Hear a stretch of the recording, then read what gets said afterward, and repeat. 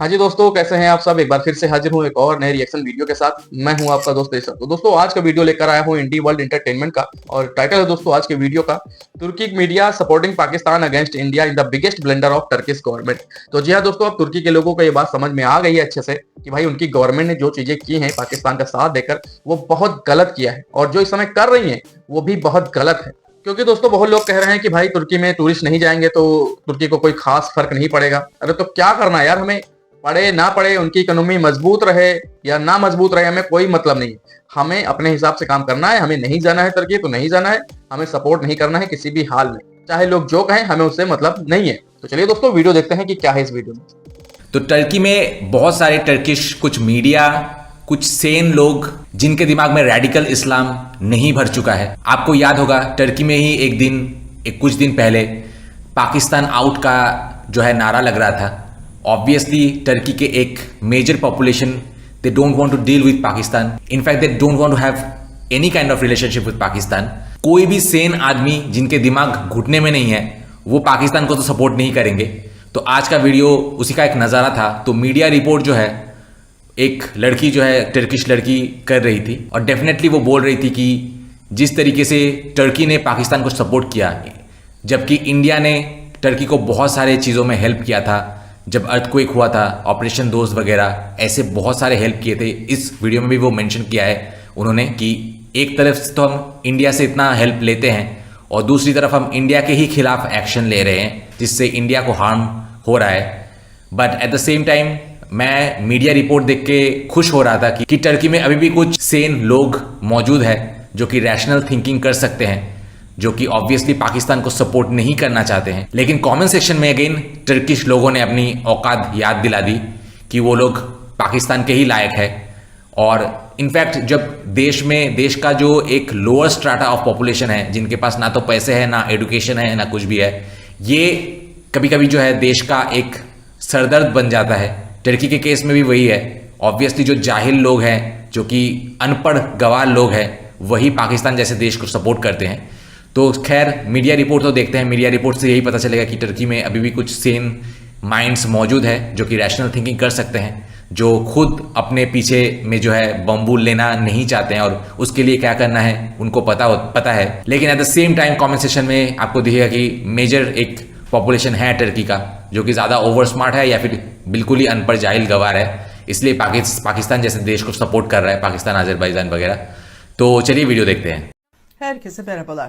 Geçen gün size Pakistan ve Hindistan कि पाकिस्तान और भारत के बीच बढ़ते तनाव में तुर्की ने न्यूट्रल न रहते हुए पाकिस्तान का समर्थन किया। इस दौरान तुर्की ने पाकिस्तान को ड्रोन बेचे और सैन्य मदद भी दी, जिससे भारत ने बहुत कड़ी प्रतिक्रिया दी। यह प्रतिक्रिया अब इकोनॉमिक बॉयकॉट में बदल चुकी है। तुर्की और पाकिस्तान के पुराने ऐतिहासिक रिश्ते जरूर हैं, लेकिन तुर्की एक नेटो देश है। ऊपर से देश में आर्थिक संकट भी चल रहा है। तुर्की और पाकिस्तान के बीच सालाना $466 मिलियन का एक्सपोर्ट और 457 भारत के साथ तुर्की का सालाना एक्सपोर्ट $3.38 बिलियन और इंपोर्ट $8.2 बिलियन है। gibi bizimle yapılan ticarette hacim olarak çok ciddi bir ekonomik fark var iki ülkenin arasında. यानी भारत के साथ हमारा व्यापार पाकिस्तान से कई गुना ज्यादा है। जब हम रोजगार की बात करते हैं तो साफ होता है कि तुर्की को अपनी स्थिति बदलनी चाहिए थी। अब मैं आपको एक नया अपडेट देती हूँ। भारत ने तुर्की के खिलाफ इकोनॉमिक बॉयकॉट को अब सरकारी स्तर पर भी लागू कर दिया है। अब तुर्की के प्रोडक्ट्स, कंपनियों, टूरिज्म और यहाँ तक कि बॉलीवुड फिल्मों की शूटिंग पर भी भारत में विरोध हो रहा है। जब राष्ट्रपति एर्दोगन ने कहा कि हम पाकिस्तान के साथ हैं और रहेंगे, उसके बाद भारत सरकार ने तुर्की की कंपनी चलेबी एविएशन के खिलाफ बड़ा कदम उठाया। 15 मई को उसका कॉन्ट्रैक्ट कैंसिल कर दिया गया। भारत सरकार ने कहा कि 2020 में चलेबी को जो सुरक्षा अनुमति दी गई थी, अब उसे राष्ट्रीय सुरक्षा कारणों से रद्द किया जा रहा है। यह आदेश तुरंत लागू किया गया। अब तुर्की की यह कंपनी भारत की नेशनल सिक्योरिटी के लिए खतरा मानी जा रही है और इसके साथ भारत के 9 सबसे बिजिएस्ट एयरपोर्ट्स का कॉन्ट्रैक्ट रद्द कर दिया गया। क्या आप इसकी कल्पना कर सकते हैं? यानी अब अगर तुर्की और भारत के रिश्ते नॉर्मल भी हो जाएं, फिर भी चलेबी को यह कॉन्ट्रैक्ट नहीं मिलेगा। अब भारत की सबसे बड़ी एयरलाइन इंडिगो और टर्किश एयरलाइंस के बीच भी कॉन्ट्रैक्ट तोड़ने की बात हो रही है। चलेबी के शेयर एक ही दिन में शेयर बाजार में 10% गिर गए। अब इंडिया मिनिस्ट्री ऑफ टूरिज्म भी अपने नागरिकों से तुर्की न जाने की अपील कर रहा है। पिछले साल 3.3 लाख भारतीय टूरिस्ट तुर्की आए थे और उन्होंने $400 मिलियन खर्च किए थे। यानी भारतीय टूरिस्टों ने अकेले पाकिस्तान के साथ हमारे व्यापार से भी ज्यादा पैसा तुर्की में खर्च किया। एक और महत्वपूर्ण बात बताऊं, तुर्की भारत से बहुत ज्यादा सामान मंगवाता है, खासकर रिफाइंड पेट्रोलियम।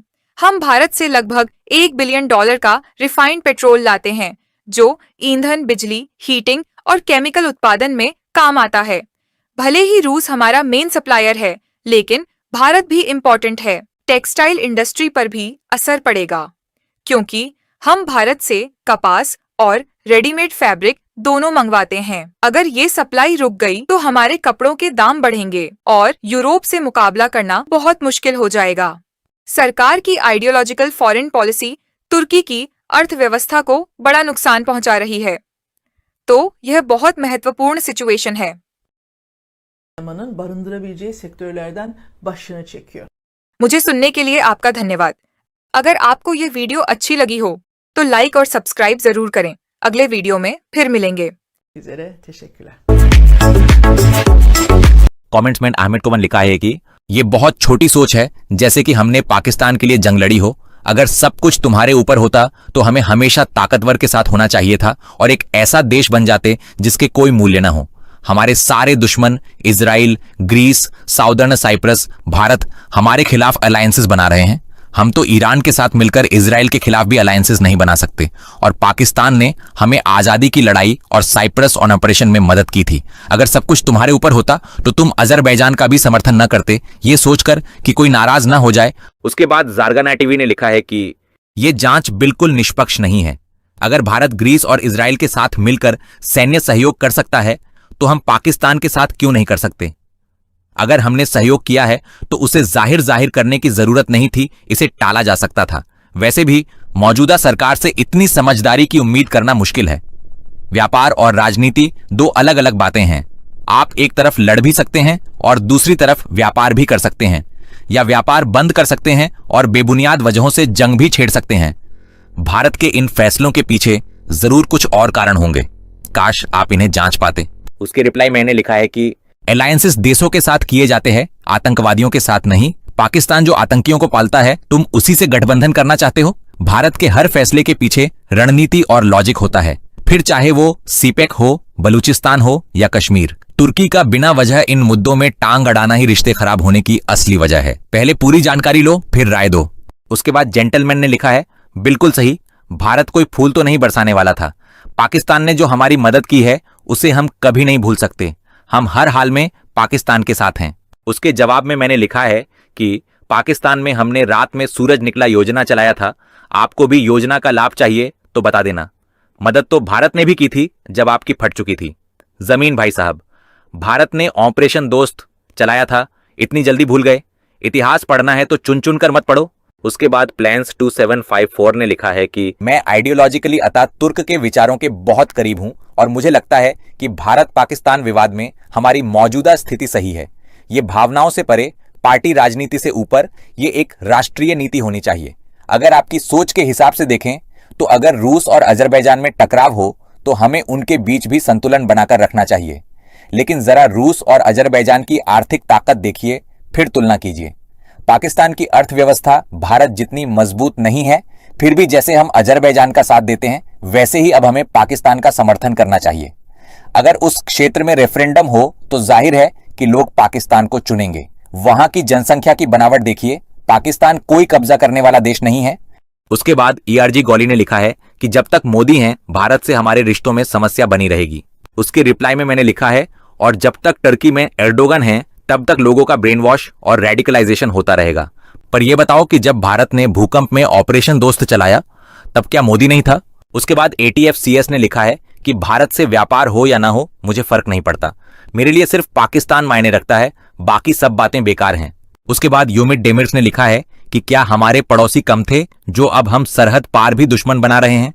उसके बाद ऑव इंडस्ट्री ने लिखा है कि आप बहुत अच्छे हैं, लेकिन हमें पाकिस्तान के साथ खड़ा होना ही चाहिए क्योंकि उन्होंने आजादी की लड़ाई में हमारी मदद की थी और हमेशा कठिन समय में साथ रहे हैं, हम पाकिस्तान के लिए भाई जैसे हैं। उसके बाद इल्नारिरेन ने लिखा है कि इस जंग को तुर्की की मदद से खत्म करना बहुत जरूरी है। दुनिया अब तुर्की को अलग नजर से देखती है। अब हम डिप्लोमेसी से कई समस्याएं हल कर सकते हैं। इससे बड़ी बात और क्या हो सकती है, हम भारत के बिना भी जी सकते हैं। उसके बाद वतनदलिसी ने लिखा है कि बॉयकॉट की बात पर सबसे ज्यादा खुशी CHP वालों को हुई। उसके बाद सैमुअल मेरिक ने लिखा है कि भारत के मुकाबले चीन तुर्की का रणनीतिक साझेदार है। उसके बाद यूजर GG1K ने लिखा है कि हे भगवान, भारत ने हमारा बहिष्कार कर दिया। उसके बाद प्रेम प्रकाश ने लिखा है कि भारत ने तुर्की के लिए बहुत कुछ किया है, पहले खिलाफत आंदोलन के समय और हाल में ऑपरेशन दोस्त के तहत जब भूकंप आया था तब भारत ने मुफ्त में खाना, मदद, डॉक्टर, दवाइयां भेजी, लेकिन तुर्की ने हमें धोखा दिया। हम शांति चाहते हैं, लेकिन अगर तुर्की एक गंदी प्रॉक्सी पॉलिटिक्स खेलेगा तो फिर हमें दुश्मन मान लिया जाए। उसके बाद एमरिसन ने लिखा है नहीं, हम न्यूट्रल नहीं रह सकते, हम तुर्क हैं। उसके बाद 8775-274 ने लिखा है कि जब पाकिस्तान मुश्किल में था तब हमने दखल दिया, हमें मीडिएटर बनकर अपनी ताकत कायम रखनी थी, यह दिखावा करने का कोई फायदा नहीं था, बहुत शर्म की बात है। हाँ जी दोस्तों, तो ये रही आज की वीडियो और आप लोगों ने देखा कि सम्राट भाई ने कितनी अच्छी तरीके से चीजों को दिखाया है और वहां के कुछ कमेंट्स को पढ़कर हम लोगों तक पहुंचाया है। तो देखो, मानना क्या है कि जब कभी भी किसी के ऊपर विपत्ति आती है, समस्या आती है, तो उस वक्त ही पता चलता है कि भाई कौन दोस्त है कौन दुश्मन है। अब जब भारत जो है वो पाकिस्तान के ऊपर सिंदूर ऑपरेशन अपना जारी रखे हुए था और उसी वक्त सोचिए कि तुर्की जो है वो पाकिस्तान की मदद कर रहा था हर लिहाज से। यहाँ तक कि ये भी चीजें क्लियर हो गई हैं कि भाई तुर्की के कई ऐसे अधिकारी और सेना के लोग आए थे जो उन ड्रोन्स और मिसाइलों को ऑपरेट कर रहे थे जो तुर्की में बनाई गई है। अब आप सोचिए कितनी बड़ी गद्दारी, कितनी बड़ी एहसान फरामोशी तुर्की ने दिखाया है।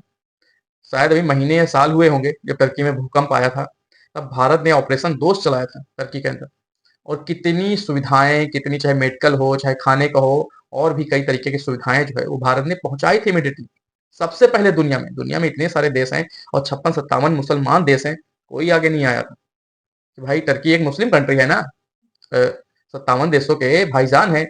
इतना अगर मुसलमानों में एकता होती तो कहाँ रह गए। भारत तो मुझे नहीं लगता है कि यार एक मुस्लिम कंट्री है, ये चीजें भूल गए थे क्या 57 मुल्क के लोग। तो भारत जो है वो पहला नेशन बना था जो तुर्की के अंदर ये सुविधाएं पहुंचाई थी, वहां के कई लोगों की जान बचाई थी। तुर्की को एक दोस्त समझकर ऑपरेशन दोस्त चलाया था, लेकिन तुर्की ने क्या किया, पीठ पीछे छुरा भोंका भारत के। सोचिए कितनी एहसान फरामोशी वाली बात है। और इन लोगों के तो जहन में चीजें होती ही हैं, कई ऐसे एग्जाम्पल हैं मुसलमानों के, मैं सभी को नहीं कहता हूँ, लेकिन हाँ कुछ चीजें होती हैं, एहसान फरामोशी तो इनके नसों में भरी होती है। और तुर्की भी एक मुस्लिम कंट्री है, लेकिन अब वहां के लोगों को तो ये बात समझ में आ रही है, वहां के जो आम व्यापारी हैं, वहां के जो होटल के लोग हैं, वहां जो रेस्टोरेंट चलाने वाले हैं और भी जो लोग हैं जो टूरिस्ट पर निर्भर हैं, उन्हें समझ में आ रहा है कि भारत के जो टूरिस्ट है उन्होंने बाइकआउट करके तुर्की का कितना बड़ा कदम उठाया है। लेकिन वहां की गवर्नमेंट को इससे फर्क नहीं पड़ता, वहां की गवर्नमेंट जो है वो जाहिल है, सेम टू सेम पाकिस्तान के तरीके से। और जो तुर्की के अंदर कुछ एजुकेटेड लोग हैं, समझदार लोग हैं, वो भी अपनी गवर्नमेंट का विरोध कर रहे हैं और ये सवाल पूछ रहे हैं कि भाई भारत के द्वारा ऑपरेशन दोस्त में जो कदम उठाए गए थे, हमारे ऊपर जो विपत्ति आई थी, तब वो चीजें भूल गए क्या। अरे पाकिस्तान का आप सपोर्ट ना करते कम से कम उस समय जब भारत का ऑपरेशन सिंदूर चल रहा था, कुछ बोलते ही नहीं।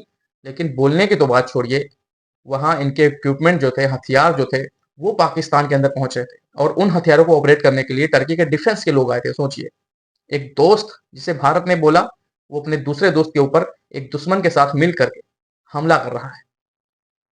इससे साफ क्लियर हो गया कि भाई कौन दोस्त है कौन दुश्मन, क्योंकि ऐसे वक्त में ही पता चलता है कौन दोस्त है कौन दुश्मन। हमें तो अच्छे से पता हो गया, हमें तो अब क्लियर है कि भाई तुर्की जो है वो कभी किसी का दोस्त हो ही नहीं सकता, जो उसे माने माने। लेकिन भारत का पॉइंट ऑफ व्यू एकदम क्लियर है कि तुर्की इज नॉट फ्रेंड, तुर्की जो है वो दुश्मन है। तो आने वाले समय में तुर्की को ये चीजें अच्छे से एहसास होगा, ये आप लोग नोट कर लीजिए। और बहुत जल्द ही इस पर मैं वीडियो आप लोगों तक पहुंचाऊंगा इसी चैनल के माध्यम से कि देखिए आज उस वक्त तुर्की क्या कह रहा था, आज तुर्की के हालात कैसे हैं। तो दोस्तों यही वीडियो खत्म करता हूं और मिलता हूं अगले रिएक्शन वीडियो में। तब तक के लिए आप सभी अपना बहुत ख्याल रखिए। नमस्कार।